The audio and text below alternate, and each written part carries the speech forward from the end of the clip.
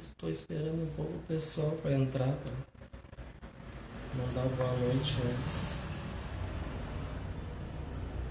Então tá, né? Então vamos. São 20 horas já. Então uma boa noite a todos. Boa noite. Vamos então iniciar nossos estudos. Vamos fazer uma leitura e depois a prece.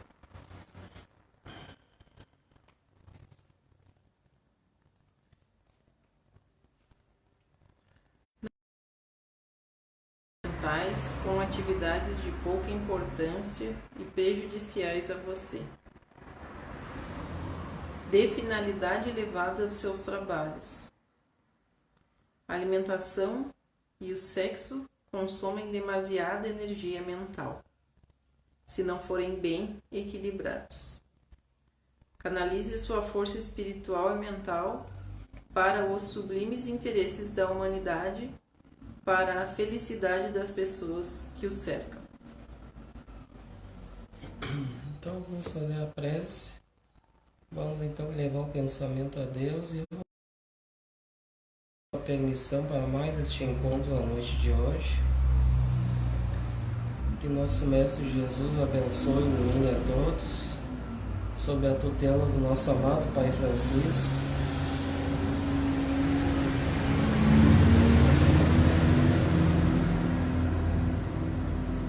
Que esses familiares e amigos possam nos inspirar a todos, abençoando, iluminando este ambiente, protegendo, que possa externar ao bairro, aos vizinhos, aqueles que não puderem estar aqui hoje, que estão nos seus lares, que possam também vibrar positivamente e receber as energias positivas, fazendo a asepsia do ambiente.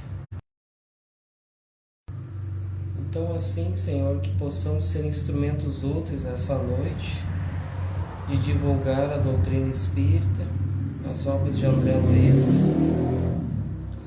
A gente dá início às nossas atividades na noite de hoje, que assim seja. Assim seja. Então a gente vai dar continuidade com... Estamos fazendo um panorâmico, um resumo das obras de André Luiz, no segundo livro, que é Os Mensageiros. E a gente parou ali então no capítulo 46, já estão quase no finalzinho do livro. No capítulo 46 o título é Aprendendo Sempre. Então aqui diz que aqui ele faz esse roteiro de estudos das obras de André Luiz de Euripides School. Ele então fala, ele passa aqui o que diz ali o principal tópico do capítulo ali, o que fala sobre o capítulo. Ele vai direto ao ponto ali. Então aqui ele diz: na reunião mediúnica estavam 35 encarnados e mais de 200 desencarnados. É alertado o alto preço que terão que pagar os que usam o intercâmbio espiritual levianamente. Então aqui eles estão ainda na reunião mediúnica, que a gente estava vendo nos estudos passados. Eles acompanhando essa reunião mediúnica na casa da Dona Isabel, que ela cedeu espaço à sua casa para fazer os trabalhos doutrinários, trabalhos mediúnicos. E aqui então diz, né, que estão na casa dela, imagina, um espaço bem grande, né, 35 pessoas na reunião mediúnica, hein? Já pensou? Que reunião é essa, hein? Então 35 encarnados e 200 desencarnados. Desencarnados sempre é o maior número. É uma quantidade. E aqui então eles alertam o alto preço a que terão que pagar os que usam o intercâmbio espiritual levianamente. Então nós vamos ver ali que a gente fez alguns resumos do capítulo para interagir mais. Vamos ver ali. A gente está no 46? É. Aprendendo sempre. Reparei que num ângulo da grande mesa havia numerosas indicações de receituário e assistência. Os mais variados nomes ali se enfileiravam. Muitas pessoas pediam conselhos médicos, orientação, assistência e passes. 4 facultativos espirituais se moviam diligentes e, secundando-lhe os esforços humanitários, 40 cooperadores diretos iam e vinham recolhendo informações e enriquecendo pormenores.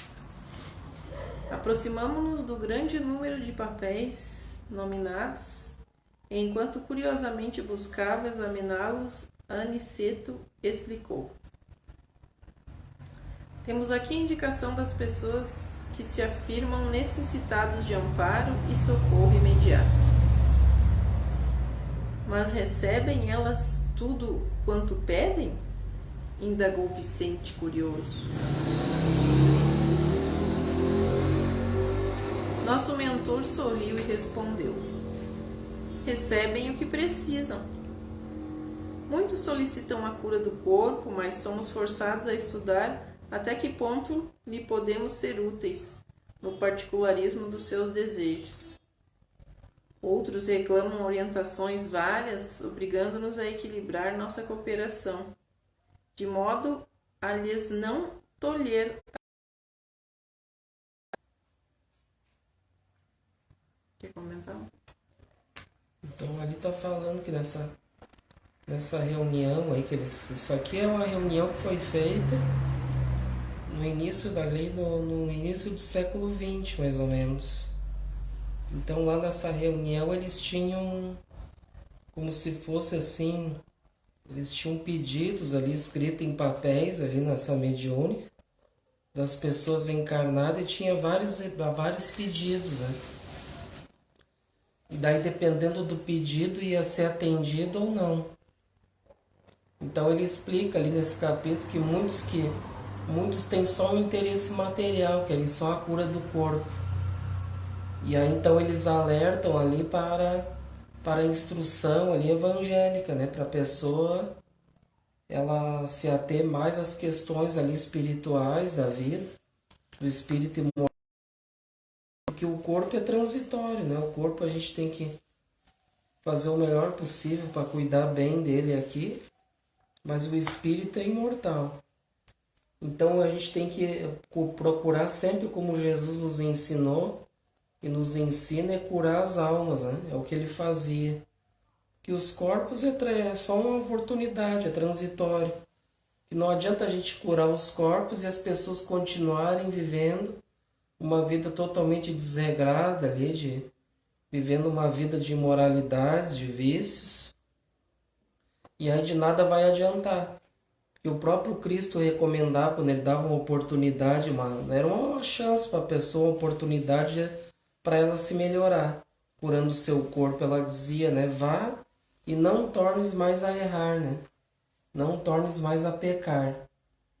Então ele já dizia, ó, o teu corpo foi curado, mas cuida para não errar de novo. Então aproveitar aquela oportunidade para um aprendizado, para a pessoa se melhorar, aproveitar ao máximo aquela chance que Jesus dava. E até tem, né? Oportunidades. As curas continuam, não parou. Não foi só no tempo de Jesus. Os próprios discípulos deram continuidade a essas curas dos corpos, né? Mas principalmente as curas morais, né? Do espírito. Então cada um vai ter conforme o seu merecimento, né? Então muitos pedem as coisas, fazem pedidos levianos, né? Muitas vezes pedidos materiais, coisas banais, né? Muitas vezes. E aí então eles alertam para esse tipo de pedido, aí eles vão só muitas vezes alertar de forma verbal, né? Os pedidos, né? Para que a pessoa se melhore. E claro que daí a pessoa vai aceitar ou não vai, né? Tudo depende de cada um, da pessoa, né? A gente já comentou bastante que muitos querem o imediatismo, né? Eles querem que resolva os problemas logo. E aí os benfeitores, eles não vão atender levianamente todos os nossos pedidos imediatamente, né? Principalmente pedidos levianos. Levianos eles nem vão atender, né? Eles vão atender pedidos sérios ali, que a pessoa realmente tem um merecimento para receber uma cura, e eles vão fazer o possível para ajudar, desde que a pessoa esteja fazendo a sua parte, né? Fazendo os esforços, senão de nada adianta. E na casa espírita é assim que continua hoje, né? Aqui hoje a gente não tem assim, aqui particularmente, esse tipo de trabalho assim que nem fazia, né? Que esses trabalhos eles foram se aprimorando, né? Foram se aprimorando ao longo do tempo, que imagina uma casa espírita lá no início, né? Das suas atividades, lá no século XX, para os dias de hoje, então modificou bastante coisa, né? Hoje a gente tem os diálogos fraternos, a gente atende diretamente os encarnados que estão com alguma dificuldade, algum problema. Então a gente conversa com eles e ali a gente é apenas um instrumento, né? E ali os benfeitores vão inspirar ali no que tem que ser atendido aquela pessoa, qual é que vai ser a recomendação para aquela pessoa. Se a pessoa está com uma enfermidade, ela está com um problema que é a cura, como a gente diz, tudo depende da pessoa, né? Se a pessoa vai fazer um esforço, se ela vai perseverar naquela caminhada. Então tem muitos pedidos que não necessariamente vão ser atendidos na hora. Aqui eles analisavam esses pedidos na reunião mediúnica ali. Provavelmente eles colocavam ali no papel o que queriam, né? E aí eles iam olhando ali os pedidos, ali os benfeitores vão analisando junto. Hoje a gente tem o trabalho das irradiações, que é feito o diálogo fraterno, e junto a gente anota ali o endereço das pessoas. E os benfeitores já têm os endereços das pessoas, vão fazer vão fazer uma visita no lar das pessoas. Eles vão fazer uma análise, vão investigar a vida da pessoa para ver o que ela tem que, né, o que ela precisa, no caso, quais são as suas necessidades, no caso, né, primordiais, no caso. E aí eles vão analisar, né, o caso. Porque não adianta a pessoa ir de má fé, querer só coisas, né, e não... Entendeu? A existência terrestre é um curso ativo de preparação espiritual. E quase sempre não faltam na escola os alunos ociosos, que perdem tempo ao invés de aproveitá-lo, ansiosos pelas realizações mentirosas do menor esforço. Desse modo, neste capítulo das orientações, a maior parte dos pedidos são desacissados. A solicitação da terapêutica para a manutenção da saúde física pelos que têm, de fato, se interessem pelo concurso espiritual é sempre justo. Todavia, no que concerne a conselhos para a vida normal, é imprescindível muita cautela de nossa parte, diante das requisições daqueles que se negam voluntariamente aos testemunhos de conduta cristã. O Evangelho está cheio de sagrados roteiros espirituais e o discípulo, pelo menos diante da própria consciência, deve considerar-se obrigado a conhecê-los. Um instrutor amigo fez pequena pausa, mudou a inflexão de voz, como para acentuar fortemente as palavras, e considerou: possivelmente, vocês objetarão que toda pergunta existe resposta e todo pedido merece uma solução. Entretanto, neste caso, de esclarecer determinadas solicitações dos companheiros encarnados, devemos recorrer muitas vezes ao silêncio. Como recomendar humildade àqueles que pregam para os outros? Como ensinar a paciência aos que aconselham aos semelhantes? E como indicar o bálsamo do trabalho aos que já sabem condenar a ociosidade alheia? Não seria um contrassenso? ler os regulamentos da vida para os cegos e para os ignorantes é obra meritória, mas repeti-los aos que já se encontram plenamente informados não será menosprezo ao valor do tempo? Alma alguma, nas diversas confissões religiosas do cristianismo, recebe notícias de Jesus sem razão de ser. Ora, se toda condição de trabalho edificante traduz compromisso da criatura, todo conhecimento do Cristo traduz responsabilidade. Cada aprendiz do Mestre, portanto, está no dever de observar a consciência, conferindo-lhe os alvitres profundos com as disposições evangélicas. Vicente, que escutava com grande interesse, aventou. No entanto, ousaria lembrar os que formulam semelhantes pedidos levianamente. Sim, elucidou Aniceto, sorrindo, mas nós não poderemos copiar-lhes o impulso. Os desencarnados e os encarnados que ainda abusam das possibilidades de intercâmbio entre as esferas visíveis e invisíveis ao homem comum pagarão um alto preço pela invigilância. Neste caso, perguntei respeitoso, como responder aos pedidos de orientação? Alguns raros, esclareceu nosso orientador, merecem o concurso da nossa elucidação verbal. Na hipótese de se referirem aos interesses eternos do espírito, quando isso nos seja possível.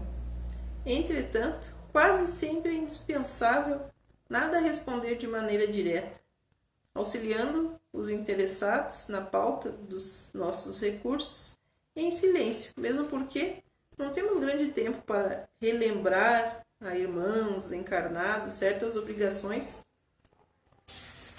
que lhes não deviam escapar da memória para a felicidade de si mesmos. Calou-se por momentos o bondoso instrutor, considerando em seguida interessado em nos subtrair quaisquer dúvidas. Muitas entidades desencarnadas estimam o fornecimento de palpites para as diversas situações e dificuldades terrestres.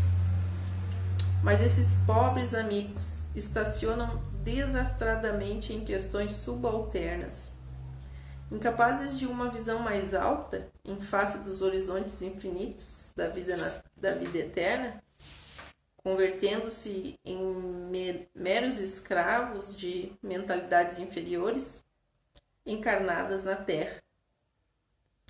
Esquecem que o nosso interesse imediato agora deve ser, acima de todos, aquele que se refere à espiritualidade superior. Nossos irmãos inquietos que forneçam palpites a preguiçosas mentes encarnadas sobre assuntos referentes à responsabilidade justa e necessária do homem devem fazê-lo de própria conta.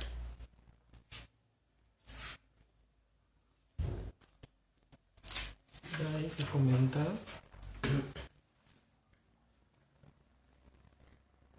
Aqui ele fala da nossa responsabilidade, da gente que conhece, né? Sobre as leis que já estão na nossa consciência, né?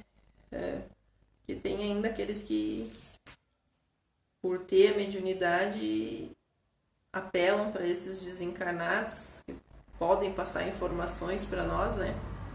E tanto podem ser verdadeiros como podem ser falsos. Mas ele diz que é responsabilidade de cada um fazer isso, né? E que tudo tem um retorno, né?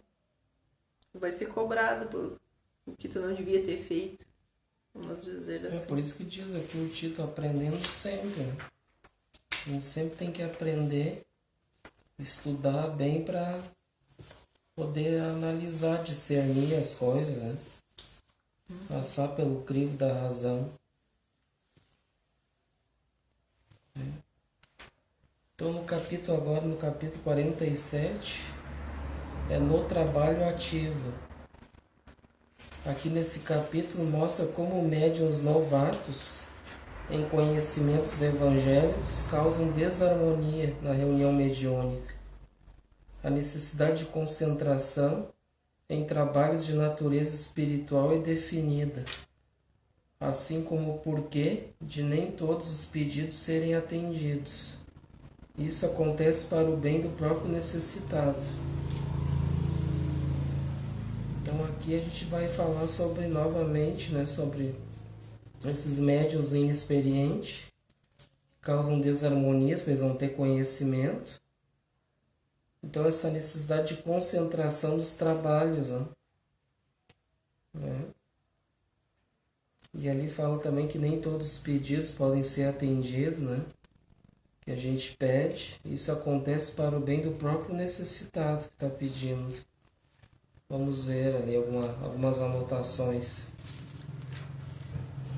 No trabalho ativo. A atitude íntima de relaxamento ante as lições evangélicas recebidas não pode conferir ao crente ou a cooperador a concentração de forças espirituais no serviço de elevação, tão só porque estes se entregam, apenas por alguns minutos na semana, a pensamentos compulsórios de amor cristão. Como veem, o assunto é complexo e demanda longas considerações e ensinamentos. Então isso é o que a gente, alguns de repente pode já ter passado por isso. Tem muitos trabalhadores, infelizmente, que eles vão às vezes para as atividades, como a gente está vendo aqui, eles se concentram ali, fazem suas preces, mas ali eles estão concentrados, né, para a tarefa, mas depois saem dali, eles continuam vivendo a vida e não praticam nada daqueles ensinamentos evangélicos que é recomendado, né? Então não adianta só, por exemplo, uns minutos ali durante a semana ali a gente se concentrar, fazer prece, por exemplo, ali, ou trabalhar em alguma atividade ali na casa espírita, e aí depois a gente viver uma vida desregrada, né? Uma vida, a pessoa cultivando os seus vícios, não praticando as virtudes que é ensinado através do Evangelho. Daí isso não vai resolver, né? Então muitos de nós, infelizmente, ainda tá nesse... Mas muitos não se conhecem, né? Que cada um tem a sua vida. Muitos vão para a casa espírita, trabalhadores, ali se encontram. Mas a gente não sabe da vida de cada um também, né, pessoal? Ali a pessoa parece ser uma coisa, mas às vezes ela sai dali e é outra coisa. Ela fica vivendo uma vida que a gente não sabe. Então por isso que isso aí pode acontecer também desequilíbrios, né, nas atividades mediúnicas, como diz ali também. Muitos médiuns, né, principalmente médiuns até inexperientes. E tem também pessoas já antigas que às vezes ela vai lá e faz a sua parte lá, mas ela não consegue se modificar, se melhorar, fazer os esforços. Ela fica usando uma máscara, né? E aí ela vai levando a vida daquele jeito ali,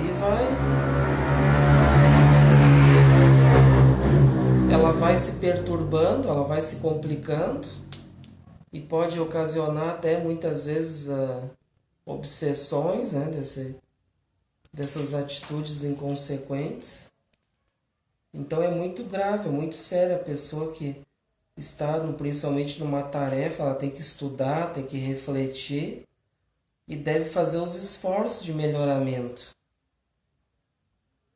né?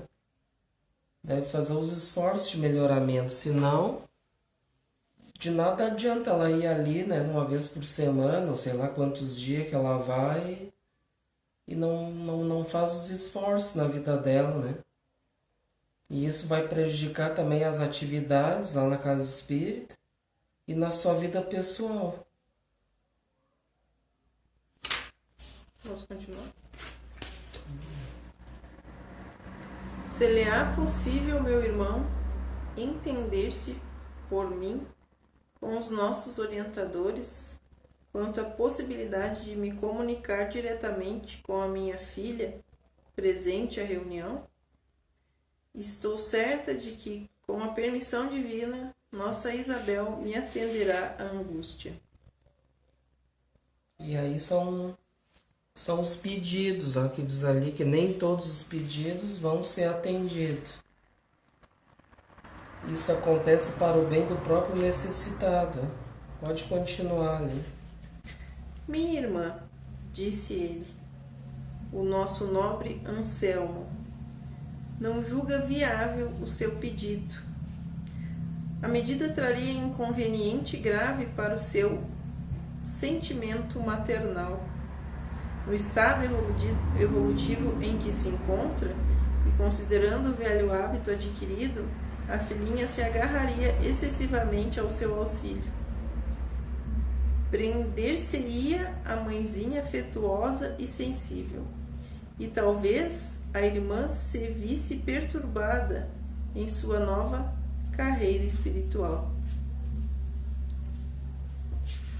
Então a gente vê que tu tá ali na reunião e aí a pessoa, o outro espírito tá, muitas vezes ali ela fez um pedido, queria se comunicar com a filha, dizer para ela que ela tá ali e tal.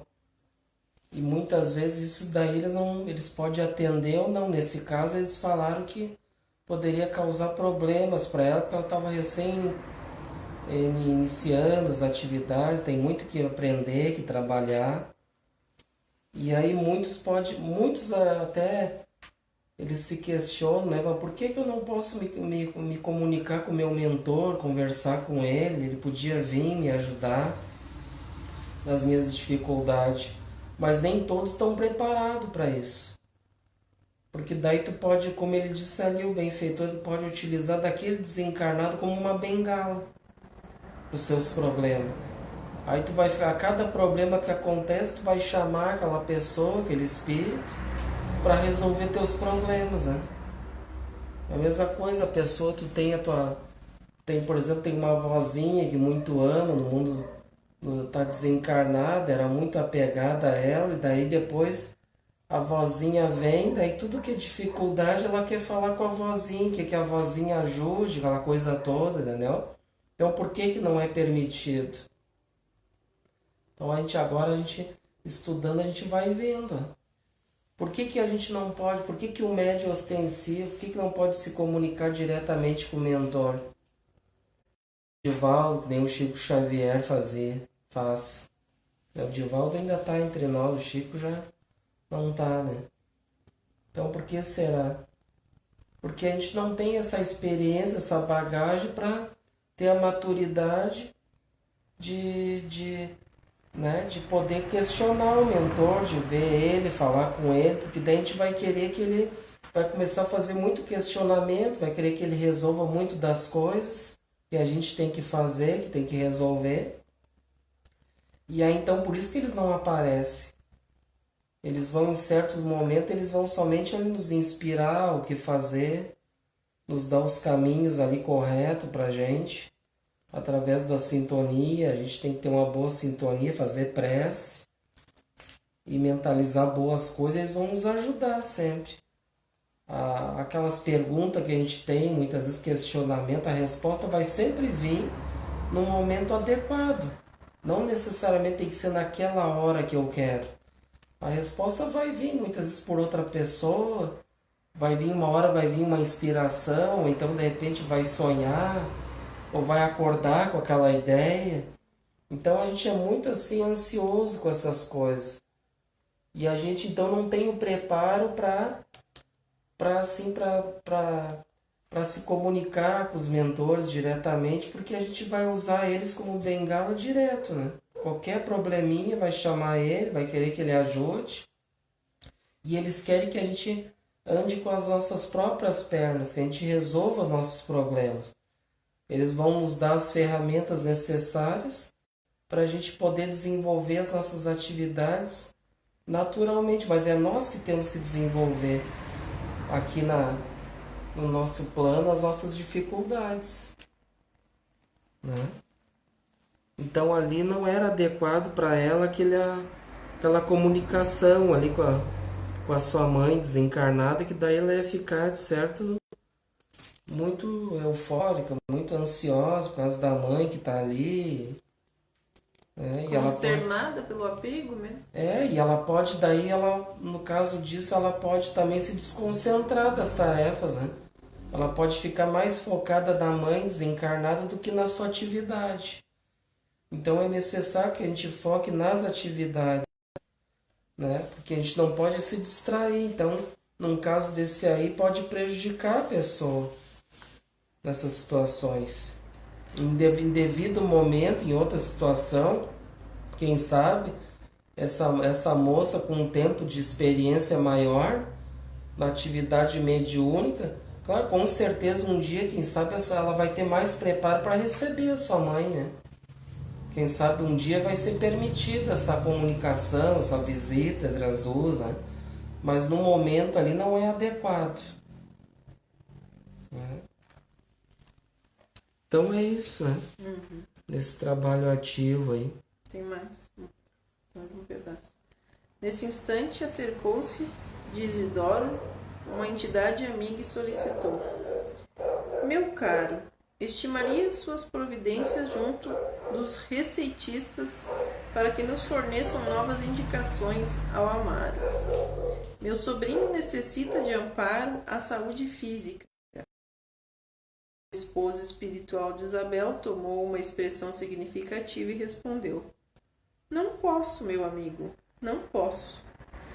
Se Amaro pedir e os receitistas cederem, tudo estará muito bem.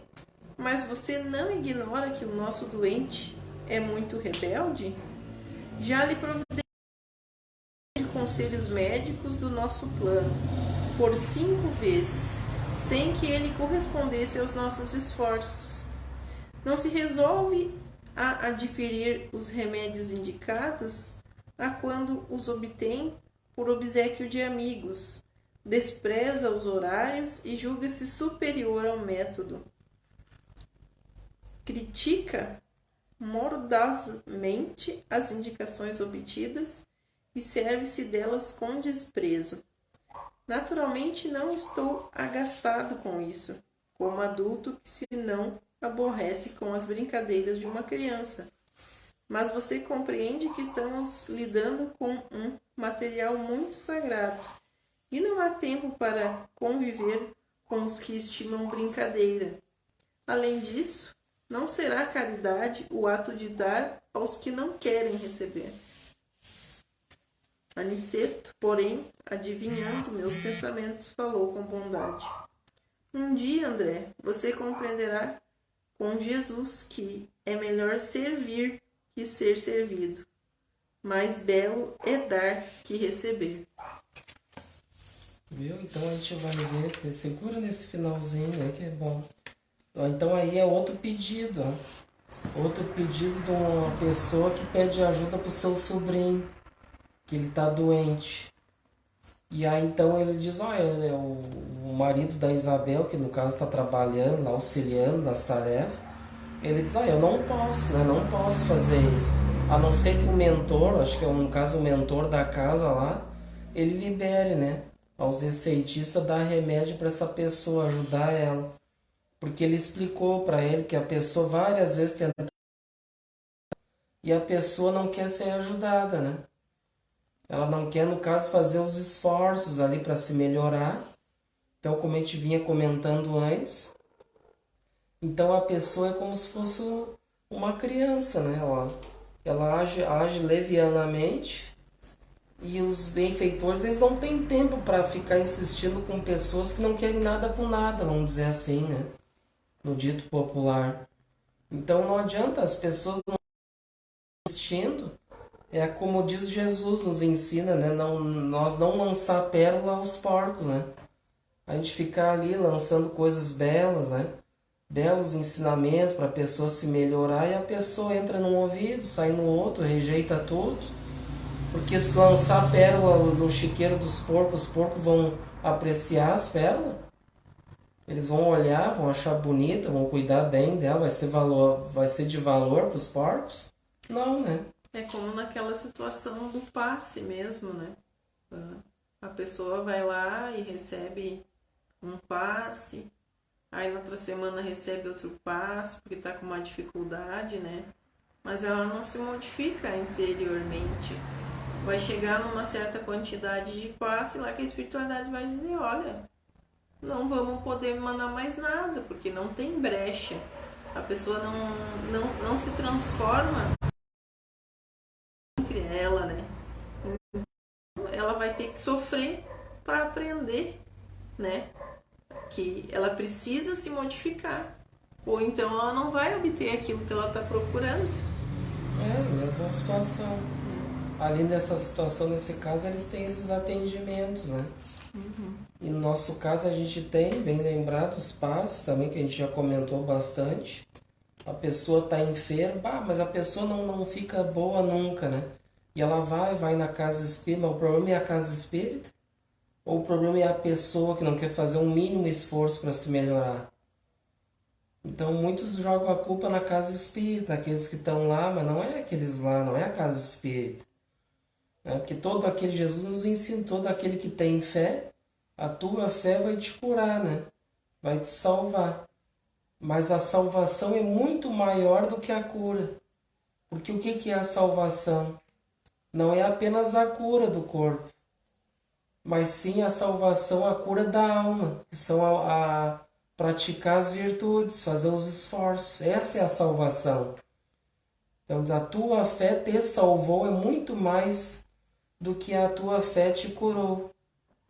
É como se a pessoa sentasse na cadeira para tomar o passe e ela ficasse ali duvidando. Eu vim aqui?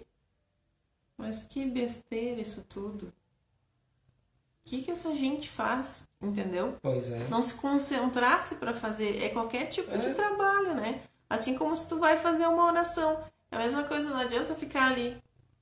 Pai nosso que estás no céu, santificado seja o vosso nome, venha a nós, passa o reino, e já até dormiu. Não vai ter efeito nenhum. Tudo que tu for fazer, tu tem que ter aquela coisa que a gente estudou bastante nos estudos reflexivos, né?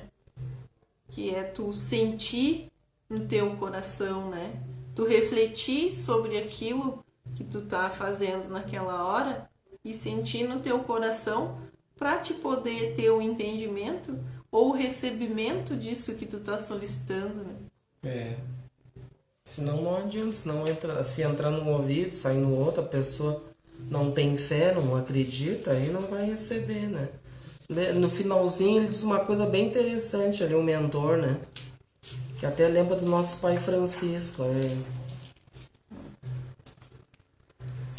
Um dia, André, você compreenderá com Jesus que é melhor servir que ser servido, mas belo é dar que receber. Lembrando a oração do nosso pai Francisco, né? Então é muito melhor pensar em dar, auxiliar, né? Trabalhar do que receber. E infelizmente a gente vê nesse capítulo que muitos querem receber. Eles querem o auxílio, as facilidades que a gente comentou, mas eles não querem fazer os esforços para se transformar, para se melhorar.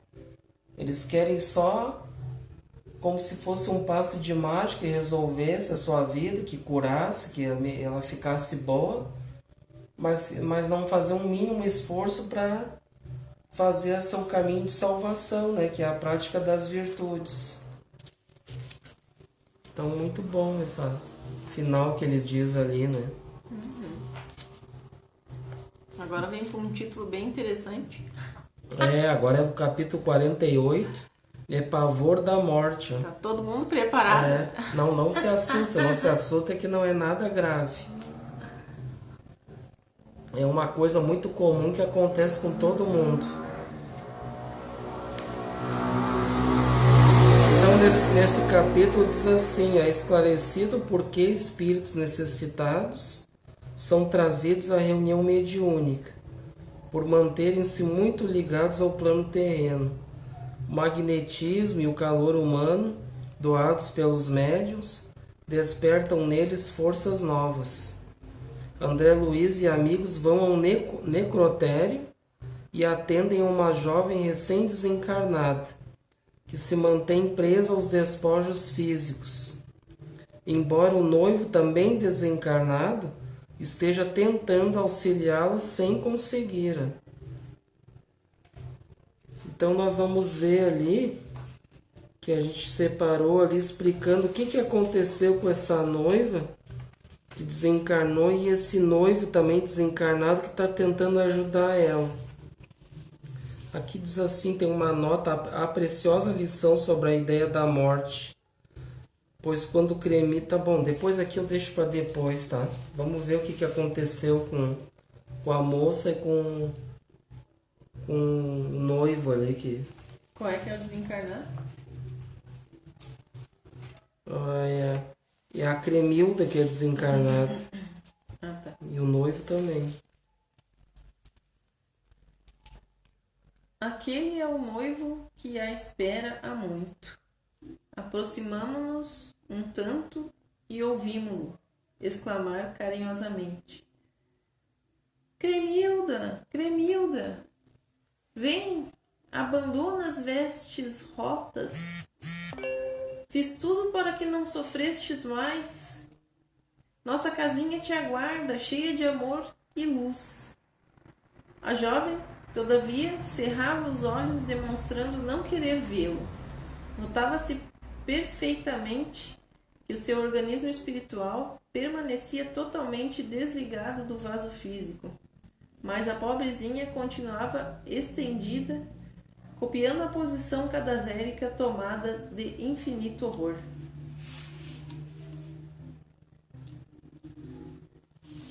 Então a gente vê ali ele tentando ajudar ela. Ela tinha desencarnado e o noivo falando, né, para ela sair dali, né?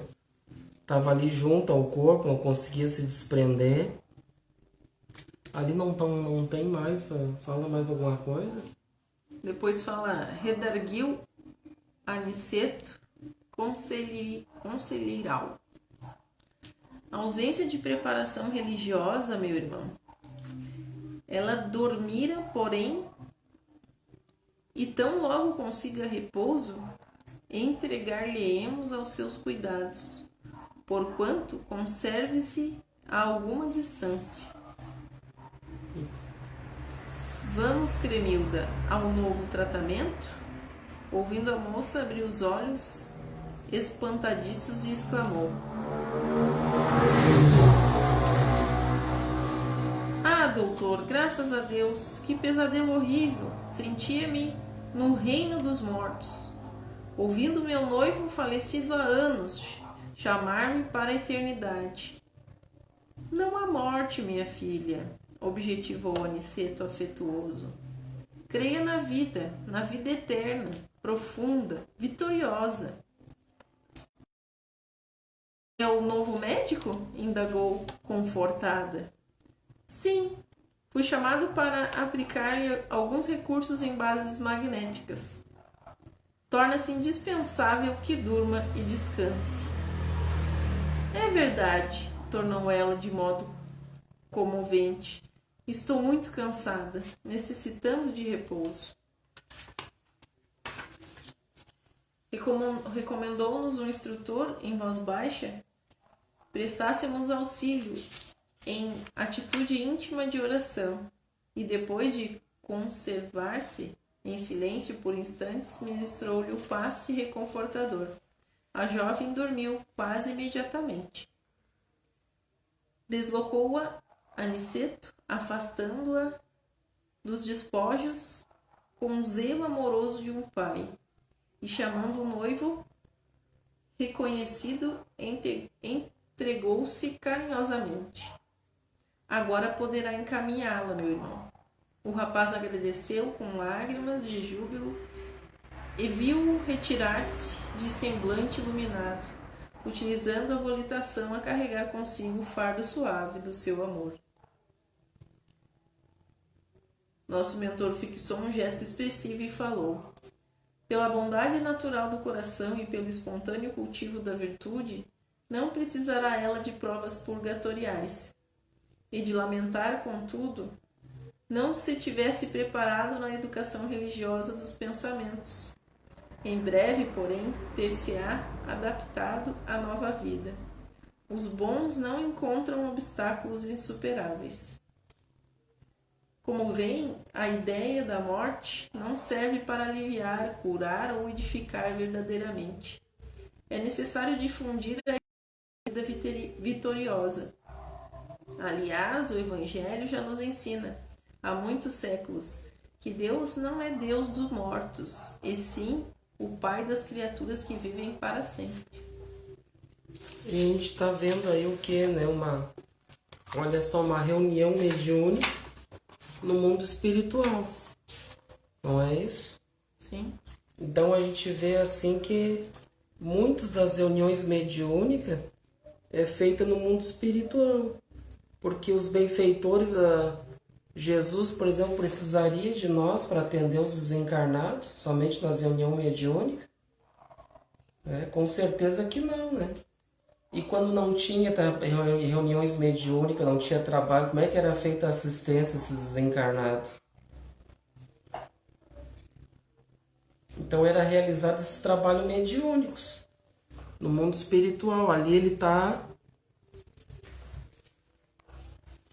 conversando com ele. Então o noivo ali tentando conversar com a noiva não conseguiu êxito.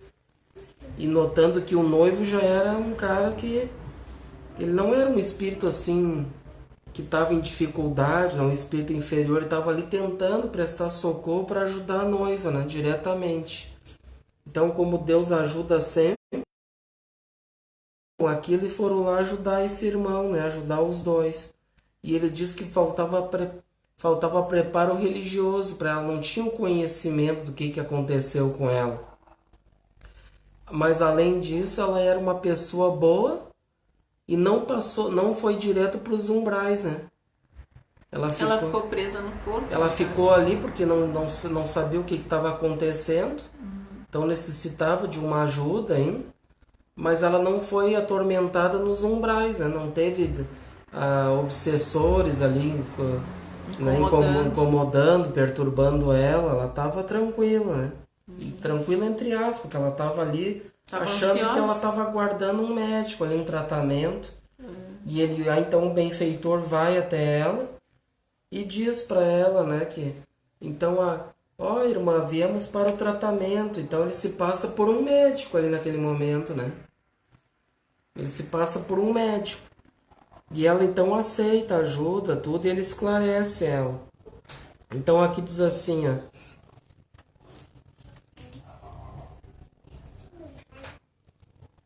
Ele diz assim, há preciosa lição sobre a ideia da morte, ó. Pois quando Cremilda desperta no plano espiritual, a informação de sua morte não lhe é passada, e sim de vida vitoriosa, pois Deus não é Deus de mortos, mas o Pai das criaturas que vivem para sempre. Então o que ele passa para ela? Então este é um segundo alerta aos médiuns doutrinadores, ó. Então nós aqui, encarnados, quando a gente vai trabalhar nas mediúnicas aqui, e tem um caso como esse, por exemplo, né? Ele diz aqui, ó, agir com tato e caridade para com os visitantes espirituais, que desconhecem que não mais possuem o corpo físico. Né? Então ele diz ali, vamos fazer o tratamento, né? E ele passa para ela que a morte não existe, né? Que a vida... Né? Então ele não passa para ela que a morte ali, que tudo acaba com a vida do corpo. Isso é importante, né? E ela de certo depois vai descobrir, né, que ela disse que o noivo dela já tinha partido há bastante tempo, né? Então de certo depois ela vai descobrir com o tempo que ela tá desencarnada, né? Ela não tem essa noção ainda. Ela vai muito... Claro, a gente não sabe daí quanto tempo ela vai demorar para entender com ela, né? Mas ela ficou ali diz no livro que ela estava já 6 horas ali. Então viu como a gente vê cada caso é um caso, né? Ela desencarnou e estava 6 horas ali junto do corpo. Né? E não teve a necessidade de passar pelo umbral, nada. Já teve ajuda ali logo do noivo, tentando já ajudar ela para tentar já, se pudesse, ela aceitar e levar ela dali. Mas ela não entendeu, né? Ele também não soube conversar direitinho com ela, explicar o que estava acontecendo. Por isso que tem muita gente que fica, né? Mesmo depois de ser atendido, né? Isso vai depender muito do sentimento das pessoas, do apego também. E por que ela disse assim por que ela não entendia ali o convite do noivo chamando ela? Né? Porque ela disse assim, por exemplo, como eu vi até o meu noivo me chamando, mas eu não estou morta. Ela já sabia que o noivo já tinha partido já. E ela já estava ouvindo vozes do noivo morto. Né? Então é a falta de realidade dos conhecimentos do mundo espiritual, né? Ela não tinha esse conhecimento. Né? E aí, claro, aí muitos podem ficar ali, né, presos, né? Depende cada um vai ficar um tempo, né? Ou de repente já vai ter os obsessores que vão estar ali para levar ela, a pessoa para algum lugar, né? Para dar uma mãozinha. Daí não precisa, né, de ficar ali grudado. Cada caso é um caso. E no capítulo 49 fala sobre a máquina divina. É o desligamento que eles fazem perispiritual de um agonizante e é detalhado de forma impressionante, mostrando como todos os movimentos do corpo são administrados pela mente. Então ali o André Luiz fica impressionado, né, vendo o que está acontecendo com aquele corpo no momento do desligamento, né? Eu separei, eu acho, alguma coisa ali. É na mente que temos o governo dessa usina maravilhosa. Não possuímos aí tão somente o caráter, a razão, a memória, a direção, o equilíbrio, o entendimento, mas também o controle de todos os fenômenos da expressão corpórea. Na sede mental, consequentemente no cérebro, temos todos os registros de distribuição dos princípios vitais aos núcleos celulares, inclusive a água e o açúcar. Chegará o tempo em que a ciência reconhecerá qualquer abuso do homem como ofensa causada a si mesmo. A usina humana é repositório de forças elétricas de alto teor construtivo ou destrutivo. Cada célula é um minúsculo motor trabalhando ao impulso mental. Quer comentar sobre isso? Vemos aqui um irmão no momento da retirada. Repare a incapacidade dele para governar as células em conflito.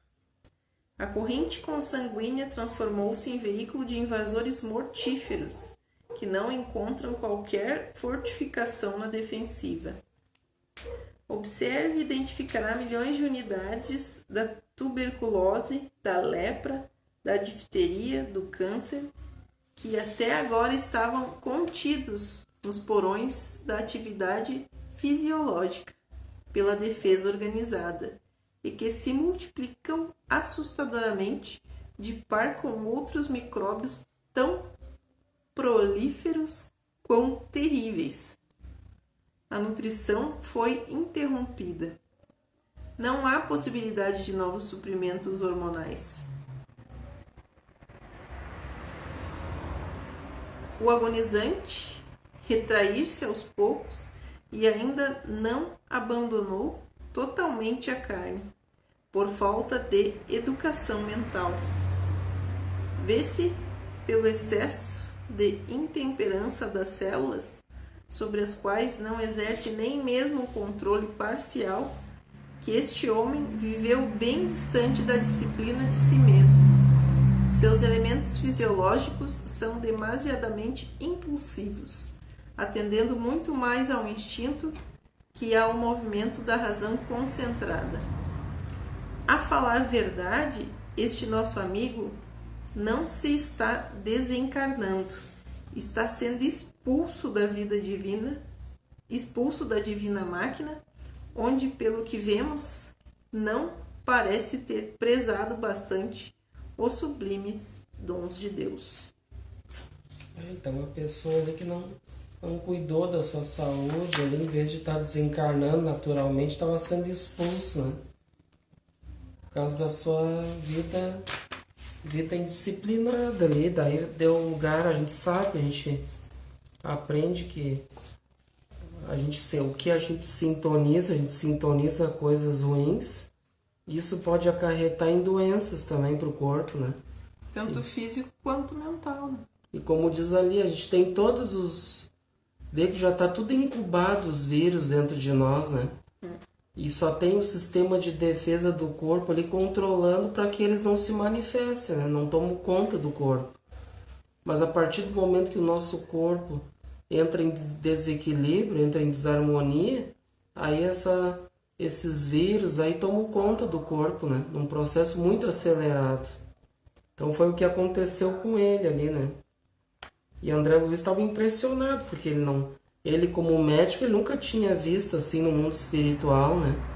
Assim, vendo ali os vírus ali se manifestando, aquela coisa toda ali, imagina, né? A visão que se tem no mundo espiritual é muito mais ampla, né?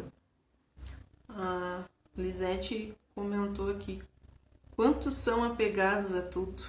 É. E o apego vai fazer com que as pessoas sofram, né? Vão sofrer depois, né? Por isso que é bom a gente já procurar entender através dos estudos, né? Como é que funciona, para depois não sofrer, né? As consequências. Vamos ali para o capítulo 50, que é um outro processo de desencarnação. Né? É a desencarnação de Fernando.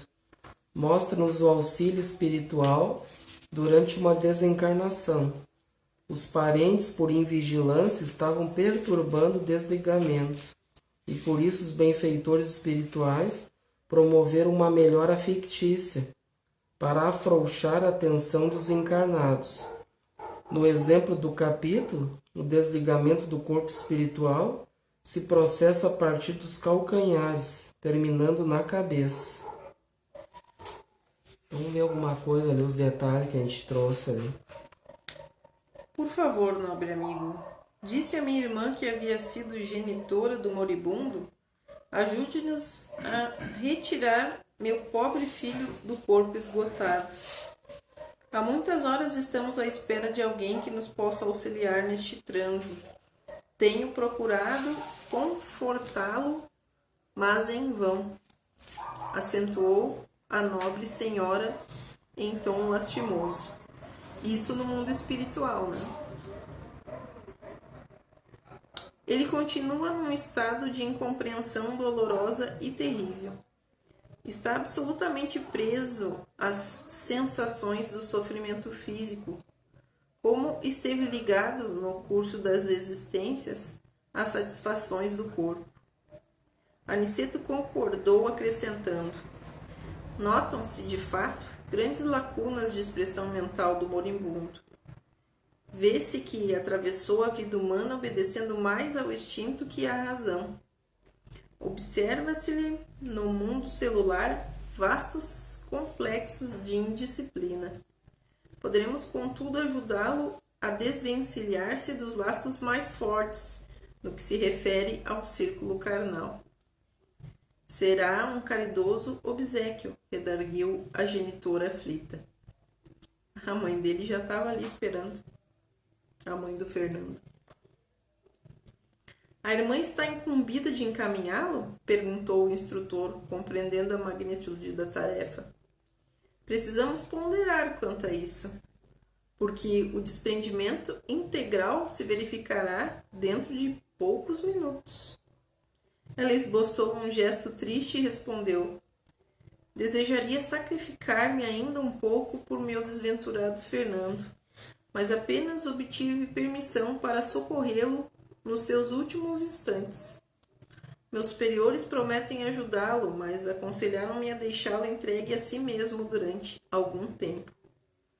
Fernando precisa reconsiderar o passado, identificar os valores que infelizmente desprezou. As lágrimas e os remorsos na solidão do arrependimento serão portadores de calma ao seu espírito irrefletido. Grande é o meu desejo de conchegá-lo ao coração, regressando aos dias que já se foram. Todavia, não posso prejudicar com a minha ternura materna a marcha do serviço divino. Fernando, em verdade, é filho do meu afeto. Contudo, tanto ele como eu temos contas com a justiça do Eterno. E no que respeita a mim, estou cansada de agravar meus débitos. Não devo contrariar os desígnios de Deus.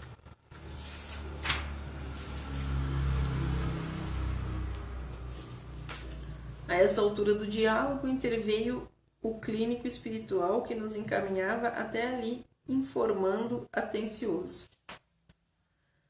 Nossa amiga tem razão. Fernando não poderá acompanhá-la. Mas tão nobre tem sido a intenção materna que tenho instruções para conduzi-lo a lugar seguro, a uma casa de socorro, onde poderá colher o melhor proveito do sofrimento. Porquanto será asilado em zona vibratória inacessível às influências inferiores e criminosas, embora situada em regiões baixas. Já sei, murmurou Aniceto com grave entorno. Trata-se de medida muito acertada. Em seguida, acentuou com quem não tinha tempo a perder. A aflição dos familiares encarnados aqui presentes poderá dificultar-nos a razão. Observem como todos eles emitem recursos magnéticos em benefício do moribundo. De fato, a rede de fios cinzentos e fracamente iluminados parecia ligar os parentes ao enfermo quase morto.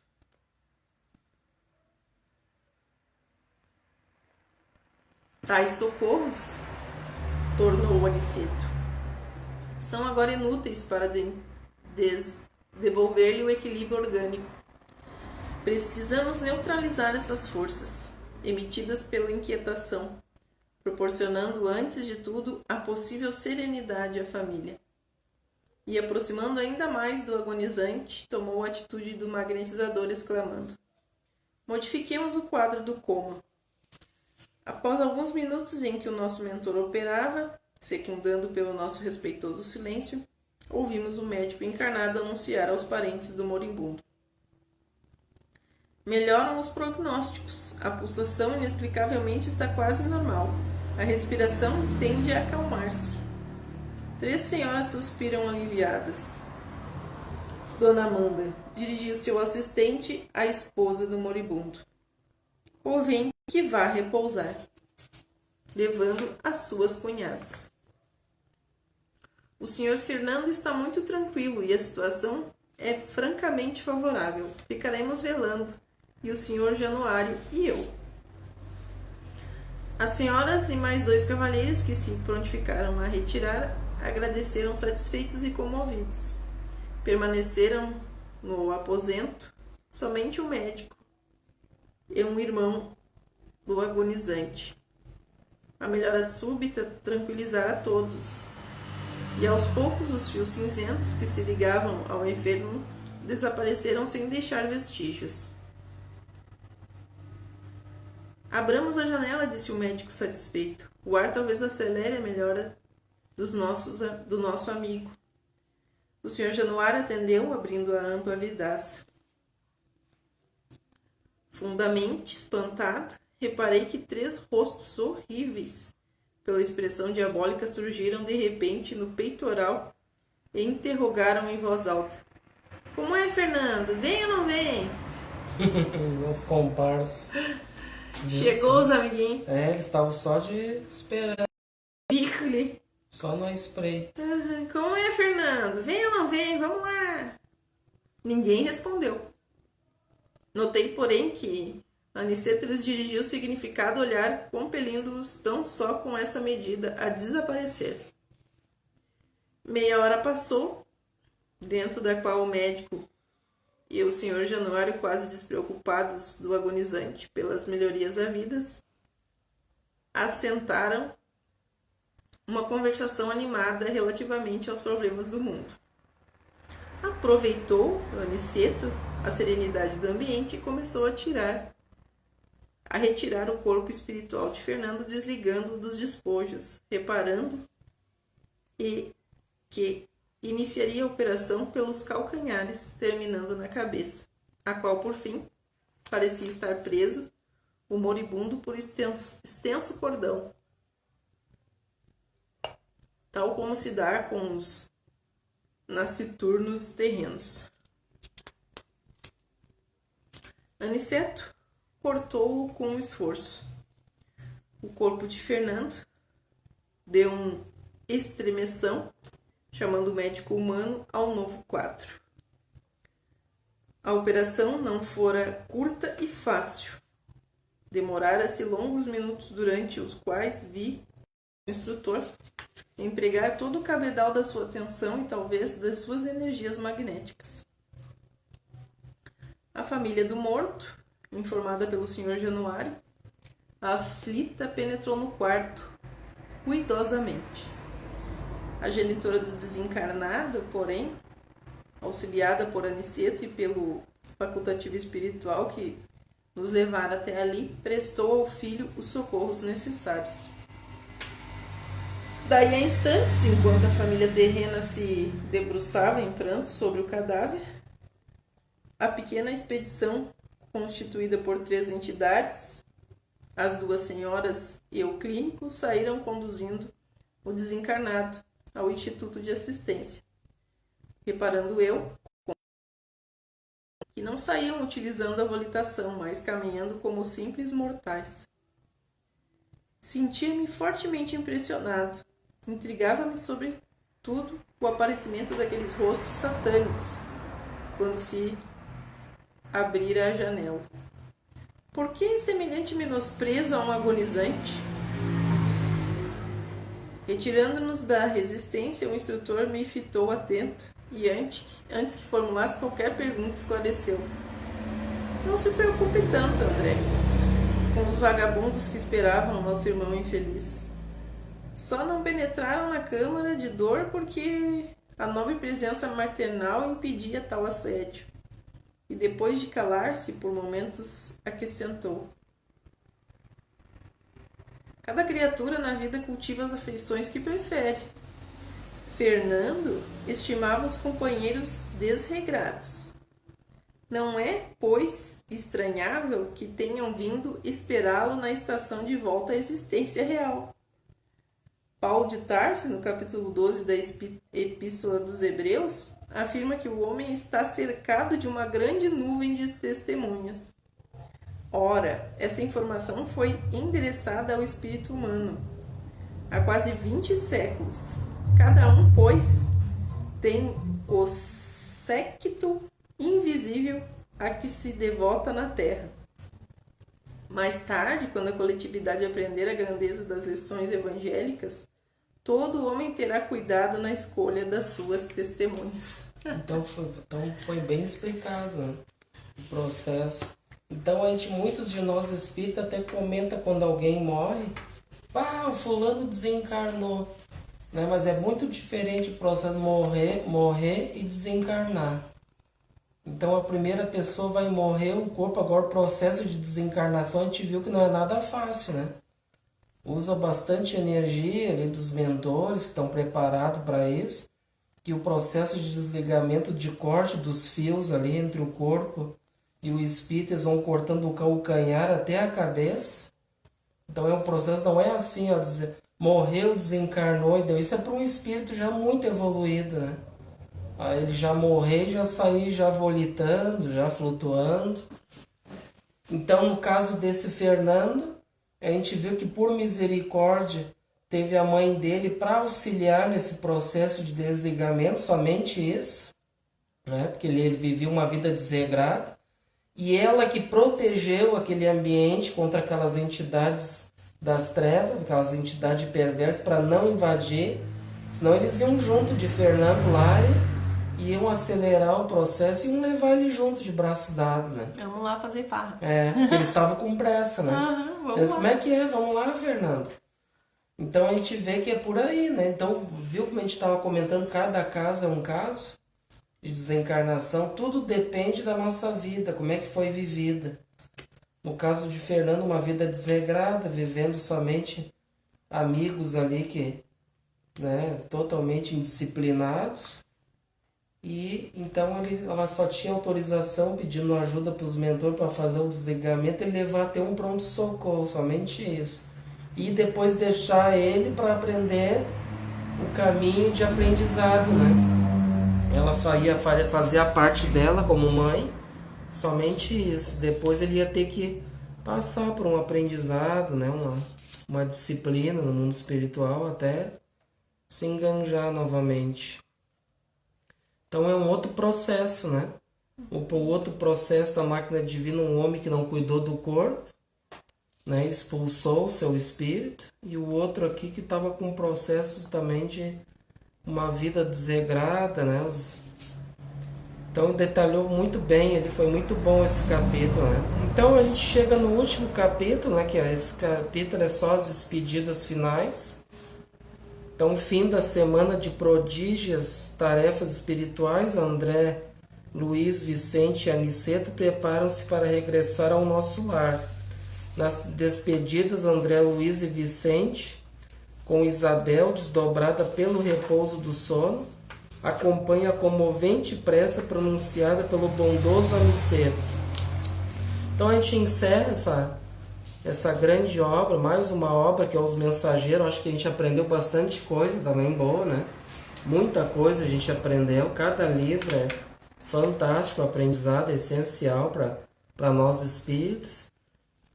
E nós vamos encerrar então com essa oração do Aniceto. A gente encerra então, e na próxima semana a gente entra com o livro Missionários da Luz, daí, o terceiro livro da coleção. Então a gente encerra com a oração do bondoso Aniceto. Senhor, ensina-nos a receber as bênçãos do serviço. Ainda não sabemos, amado Jesus, compreender a extensão do trabalho que nos confiaste. Permite, Senhor, possamos formar em nossa alma a convicção de que a obra do mundo te pertence, a fim de que a vaidade não se insinue em nossos corações com as aparências do bem. Dá-nos, Mestre, o espírito de consagração aos nossos deveres e desapego aos resultados que pertencem ao teu amor. Ensina-nos a agir sem as algemas das paixões, para que reconheçamos os teus santos objetivos. Senhor amorável, ajuda-nos a ser teus leais servidores. Mestre amoroso, concede-nos ainda as tuas lições. Juiz reto, conduze-nos aos caminhos direitos. Médico sublime, restaura-nos a saúde. Pastor compassivo, guia-nos à frente das águas vivas. Engenheiro sábio, dá-nos teu roteiro. Administrador generoso, inspira-nos a tarefa. Semeador do bem, ensina-nos a cultivar o campo das nossas almas. Carpinteiro divino, auxilia-nos a construir nossa casa eterna. Oleiro cuidadoso, corrige-nos o vaso do coração. Amigo desvelado, sem indulgente ainda para com as nossas fraquezas. Príncipe da paz, compadece-te de nosso espírito frágil. Abre nossos olhos e mostra-nos a estrada do teu reino. E que assim seja. Então, que assim seja. Uma belíssima prece de encerramento dessa fantástica obra. Então, a gente agradece a participação de todos. Sinto-se todos abraçar. Um grande abraço a todos. Um beijo no coração de todos e até os próximos encontros.